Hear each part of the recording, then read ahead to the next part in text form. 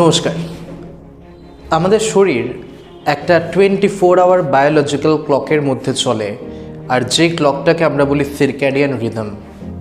আর এই সিরক্যাডিয়ান রিদমই কন্ট্রোল করে আমাদের শরীরের ম্যাক্সিমাম ডিএনএ রিপেয়ার অ্যাক্টিভিটিগুলো। যদি এই সিরক্যাডিয়ান রিদমটা ঠিক থাকে তাহলে আমাদের ডিএনএ রিপেয়ার অ্যাক্টিভিটিগুলো ঠিকভাবে থাকে। আমাদের বডিতে কিছু জিন আছে লাইক BML1 জিন, ট্রাই জিন। এই জিনগুলো কন্ট্রোল করে যাতে আমাদের বডির মধ্যে যত ফ্রি রেডিক্যাল ফর্ম হয়, যদি কোনো ডিএনএ ড্যামেজ হয় সেই ডিএনএ ড্যামেজ বা ফ্রি রেডিক্যাল ডিস্ট্রাকশনের কাজগুলো করতে এবং আমাদের বডিকে ঠিক রাখতে। এবার প্রবলেমটা কখন শুরু হয়? প্রবলেমটা শুরু হয় যদি আমাদের স্লিপ ওয়েক সাইকেলটা অ্যাবনর্মাল হয়ে যায়, যদি আমাদের রিদমটা ডিস্টার্ব হয়ে যায়।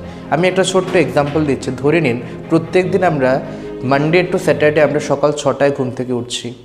এবার সানডে হলে আমরা সকাল 10টায় ঘুম থেকে উঠছি। এবার এটা 4 ঘন্টার ডেফিসিট হয়ে গেল। এবার এই ডেফিসিটের কারণে কি হয়, ব্রেন অ্যাডজাস্ট করতে পারে না। যেই হরমোনটা রাতে আর যেই কাজগুলো আমার বডি রাতে করার কথা, হঠাৎ করে এই কাজগুলো বডির দিনে করতে হচ্ছে। সেই কারণে একটা মিস অ্যালাইনমেন্ট হচ্ছে এই সিরক্যাডিয়ান রিদমের। আর এই মিস অ্যালাইনমেন্টের কারণে কি হচ্ছে, ফ্রি রেডিক্যালের অ্যাকিউমুলেশন হচ্ছে বডির মধ্যে। তার সাথে সাথে কি হচ্ছে, ডিএনএ রিপেয়ার হতে পারছে না। সেই কারণে একটা ইনক্রিজিং চান্স অফ ক্যান্সার আর অ্যাক্সেলারেটেড এজিং দেখা যাচ্ছে। আর এগুলো কাদের মধ্যে দেখা যাচ্ছে? যারা নাইট শিফট ওয়ার্কার, সারা রাত কাজ করে, পরের দিন দিনের বেলা ঘুমোয়। আবার হঠাৎ করে অনেক কিছুদিন হয় রাতের বেলা ঘুমোয়, দিনের বেলা কাজ করে। সে কারণে যে রিদমটা থাকে সেটা একদম ডিস্টার্ব, সেটা একদম অ্যাবনর্মাল হয়ে যায়। এবং সে কারণে কী হয়, ওদের মধ্যে ফ্রি রেডিক্যালের অ্যাকুমুলেশন হয়, ডিএনএ রিপেয়ারগুলো করতে পারে না, জিনগুলো মিস অ্যালাইন্ড হয়ে যায়, আর ওদের মধ্যে এজিং প্রসেসটা অ্যাক্সেলারেটেড হয়ে যায় এবং ক্যান্সারের প্রবণতা বাড়ছে।